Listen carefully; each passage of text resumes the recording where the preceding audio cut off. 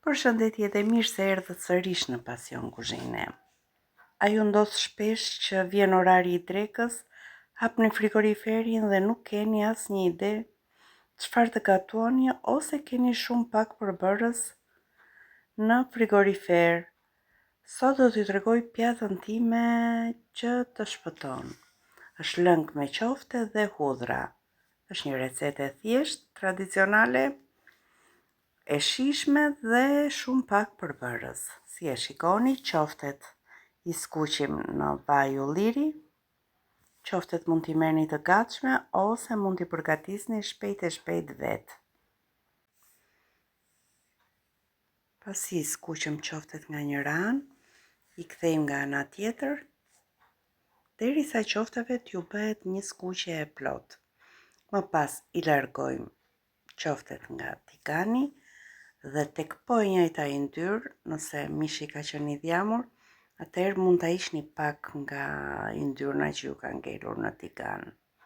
Shtojmë 2 lugë të gjellës me miell, e zverdhi miellin pak.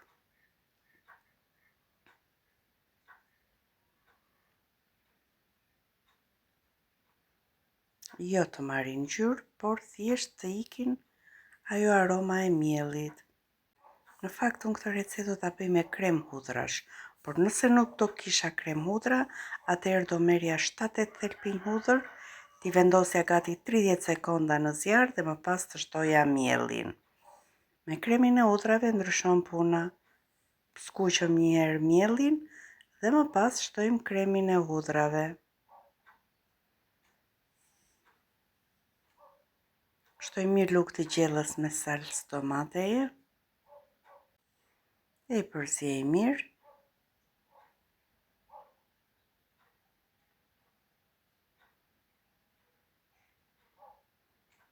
Është momenti për të shtuar ujin. Shtojmë rreth 1 litër me ujë.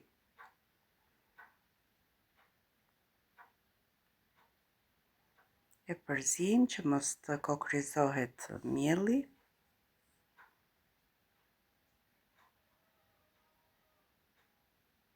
Shtojmë 1 lugë të gjellës me uthull, 1 gjethe dafine,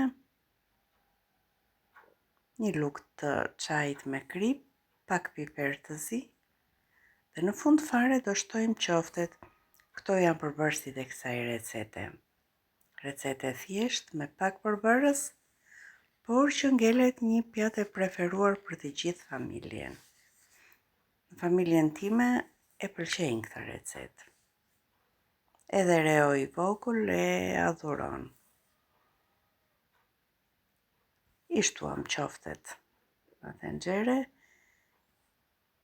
I zjejmë diku tek 20 minuta, 20-25 minuta, derisa ta shikoni që lëngu të ketë marrë atë aromën e mirë të qofteve, pak majdanoz në fund nëse dëshironi, dhe kështu të ngrohtë e shërbejmë duke I shtuar vetëm pak majdanoz sipër. Një recetë e thjeshtë, e shpejtë dhe e përshtatshme për çdo ditë të javës. Ja dhe tekstura e kësaj recete. Të dashur miq, kjo ishte dhe receta e ditës së sotme. Nëse ju pëlqeu kjo video, sigurisht mund të bëni like, subscribe në kanal dhe komente se si e përgatisni ju këtë recetë. Ju falenderoj që më ndiqni.